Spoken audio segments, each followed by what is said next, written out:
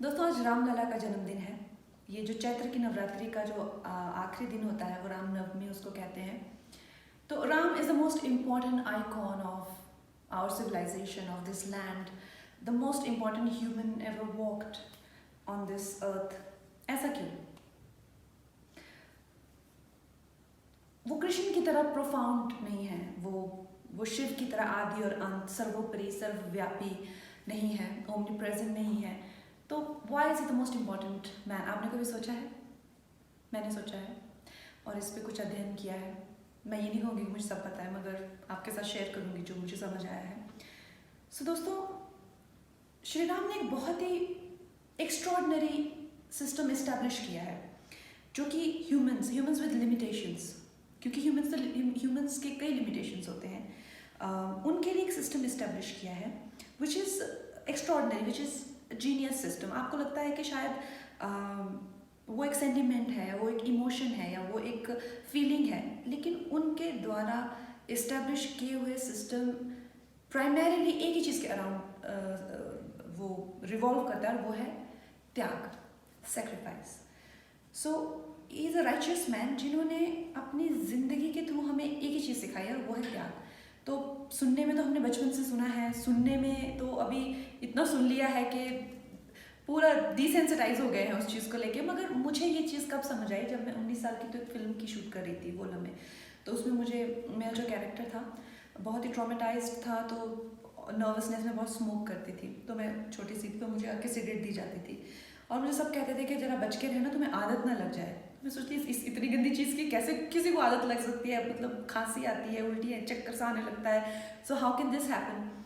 पर जैसे 6-7 महीना शूट करते रहे उसके बाद मुझे नहीं लगा मुझे कोई आदत लगी। मगर उसके बाद जैसे दोस्त कोई आ गए, 2-3 सिगरेट पी रहे हैं तो एक सिगरेट ले लेना, फिर धीरे धीरे अपना पैकेट रखना शुरू कर दिया, फिर धीरे धीरे 10 से 12 सिगरेट्स। और फिर मैंने देखा जैसे कभी पेरेंट्स हो साथ में तो मैं उनके सामने तो कभी नहीं पी, मगर एकदम से बौखला जाना या एकदम से पीना ही है तो कुछ ना कुछ ऐसा प्लॉटिंग प्लानिंग करके खिड़कियों से कूद के कुछ भी ऐसा लगा जैसे किसी चीज़ ने गुलाम बना लिया। और मुझे एकदम से वो हो जाता है कि मुझे कोई चीज़ ऐसे जब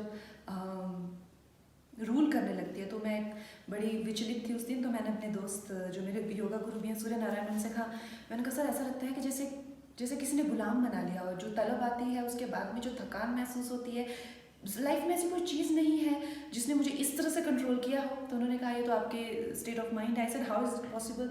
लाइक किसी भी चीज़ से आप जो है ये ताकत छीन सकते हो, आपको इस तरह से कंट्रोल करने की ताकत सिर्फ त्याग को अपना, जो श्री रामचंद्र ने कहा है। तो मैंने कहा यार ये त्याग है क्या? It's a very benevolent action. It is scientifically it is design to evolve you as a human being. अगर आप अपनी विल पावर पे काम करना चाहते हैं तो धीरे धीरे आप चाहे उपवास रखिए छोटे छोटे, जैसे मैंने कल दान दिया, तो आप त्याग उसी चीज़ का कर सकते हो जो आपको चाहिए होती है, जिसकी आपको ज़रूरत होती है। इससे आप अपने कैरेक्टर को बिल्ड कर सकते हैं, आप अपनी ज़िंदगी की कमान अपने हाथों में ले सकते हैं। फिर धीरे धीरे स्मोकिंग छोड़ी, धीरे धीरे ऐसे दोस्त छोड़े जो कहीं ना कहीं थे तो दोस्त मगर सिर्फ नुकसान ही करते थे लेकिन छोड़े नहीं जाते थे। फिर धीरे धीरे मैंने ऐसा देखा कि कुछ रिलेशनशिप में अगर आप आते हैं तो कुछ लोग आपका अच्छा करने की वजह ज़्यादा बुरा करने लग जाते हैं, तो उनका त्याग किया। धीरे धीरे त्याग करते करते मैं ये नहीं कहती कि मेरी लाइफ परफेक्ट है, मगर मेरी लाइफ पे डेफिनेटली मेरी ही चलती है। मुझे कोई जो है उस तरह से कंट्रोल नहीं करता है जिस तरह से एक वक्त पे बहुत सारी चीज़ें कलेक्टिवली करती थी। तो दोस्तों, इस तरह से मैंने जो इंटेलिजेंस बिहाइंड दिस सिस्टम है, जैसे आप ऐसा नहीं है कि हम इस सिस्टम को जानते नहीं हैं, मगर कुछ मॉडर्न आइकन्स हैं जैसे महात्मा गांधी का पूरा सिस्टम ही राम राज्य पे इस्टेब्लिश था। वो रघुपति राघव, उन्होंने ऐसा कभी छुपाया नहीं, मगर जो भी उन्होंने ब्रिटिश के साथ में देखा, आप उसकी एक अध्ययन कीजिए, चाहे वो उनके कपड़े छोड़ना हो, चाहे वो नमक छोड़ना हो, चाहे वो जो भी है इंग्लिश चीज़ें छोड़ना हो, चाहे वो दांडी यात्रा हो, चाहे वो सत्याग्रह हो, चाहे वो अहिंसा, everything is derived from Shri Ram's system of Ram Rajya that he established. तो ऐसा कि उनके कितने म्यूजियम्स हैं, कितने सारे उनकी कहीं मूर्तियाँ लगी होती हैं, कितना सारा उनके बारे में लिटरेचर है। और श्री राम के एक मंदिर के लिए हमको कितने 600 साल संघर्ष करना पड़ा। Anyway, that's another story for another day. मगर coming back to working on yourself and tapping into the conscious of Rama. So लोगों ने इस चीज़ का दुरुपयोग भी किया है और मिसयूज़ भी किया है। जैसे कि ये चीज़ देखने में आता है कि एक सर्व समृद्ध एक संस्कृति है जिसमें 100 या 1000 इन्वेडर्स आते हैं और पता चलता है कि वही करोड़ों लोगों को रूल कर रहे हैं। तो मैंने देखा है कि इसमें बहुत सारे लोगों ने जो है त्याग को कहीं ना कहीं कायरता से जोड़ा हुआ है।